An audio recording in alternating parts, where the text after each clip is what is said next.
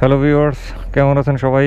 আশা করি আপনারা প্রত্যেকে নিশ্চয়ই ভালো আছেন। আবারও চলে আসছি Keeway RKS 150cc ভার্সন 2 মডেলের মোটরসাইকেলটা দিয়ে আরও একটি মাইলেজ টেস্টের ভিডিও নিয়ে। সো এর আগে যে মাইলেজ টেস্টের ভিডিওটা করেছিলাম সেটা ছিল পেট্রোল দিয়ে, আর এখন যেটা করব সেটা হচ্ছে অকটেন দিয়ে।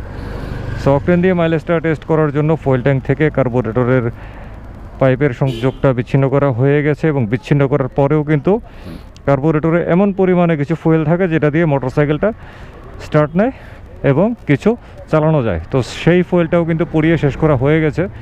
এখন এটাকে স্টার্ট দেওয়ার চেষ্টা করব, কিন্তু কোনো স্টার্ট নেবে না। একবার ট্রাই করলাম এবং দুইবার ট্রাই করলাম। আর এই হচ্ছে মাইলেজ টেস্টের বোতল। এই বোতলের মধ্যে একদম বরাবর 100 ml পরিমাণে অকটেন নেওয়া আছে। আর এটার সংযোগটা এবারে দিয়ে দিব কার্বোরেটরের পাইপে। এই দিয়ে দিলাম সংযোগ। আর আমার মাইলেজ টেস্টের বোতলটা পেট্রোল দিয়ে মাইলেজটা টেস্ট করার সময় এইসব খুঁটিনাটি কিছু অংশ ঝাঁকুনিতে লুজ হয়ে কোথায় যেন পড়ছে। এই হচ্ছে অবস্থা। এখন প্লাস দিয়ে ঘুরিয়ে তারপর এটাকে অন করতেছি। হ্যাঁ, অন করলাম। এই শুরু হয়ে গেছে ফুয়েল সাপ্লাই। সো ঠিক আছে, আমরা তাহলে এবারে ট্রিপটা স্টার্ট করব। আর মোটরসাইকেলটি সর্বমোট চলেছে 3142 কিলোমিটার। আর হিসাবটা রাখবো এই ট্রিপ মিটার থেকে। এটার রিডিং হচ্ছে 193.3 কিলোমিটার। তো ঠিক আছে, তাহলে ট্রিপটা শুরু করা যাক।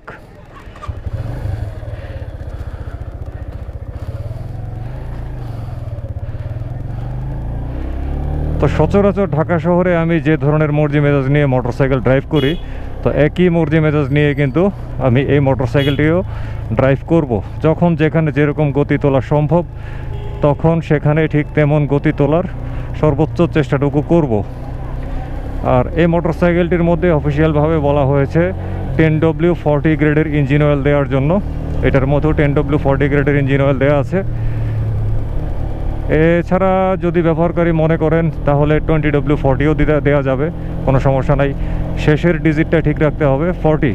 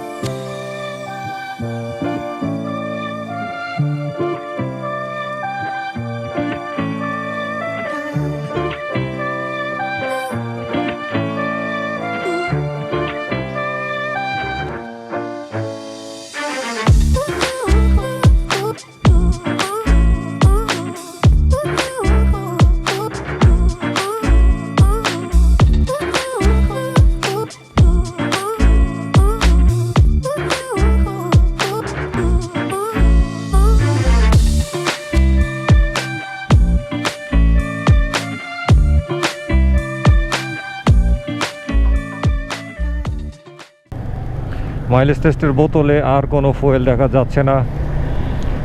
অনেক তাড়াতাড়ি শেষ হয়ে গেছে আমার হিসেব অনুযায়ী, কারণ আমি অন্য কিছু মোটরসাইকেল দিয়ে 150cc মোটরসাইকেল দিয়ে যখন মাইলেজ টেস্ট করছি এই রাস্তার মধ্যে, তেলটা কিন্তু আরও পরে শেষ হইতো। আর এইটা শেষ হয়ে যায় এই জায়গাতেই।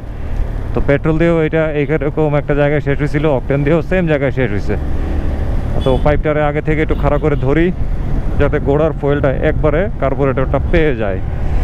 আর এই রাস্তাটার মধ্যে মোটরসাইকেলটিকে আর একটু উচ্চ গতিতে চালানোর চেষ্টা করি, দেখা যাক কতটুকু যেতে পারি।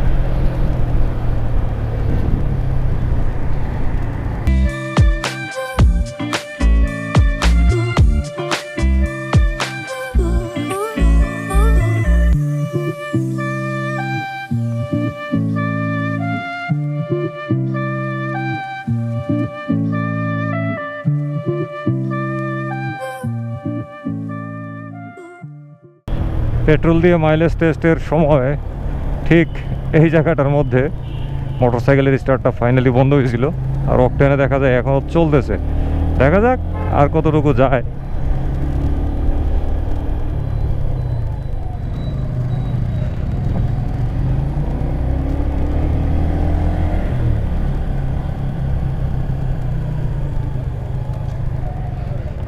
আমি তো ভয়ে আছি এই রাস্তাটা পার হইতে পারবো কিনা, যদি মাঝখানে ফুস করে স্টার্ট বন্ধ হয়ে যায়।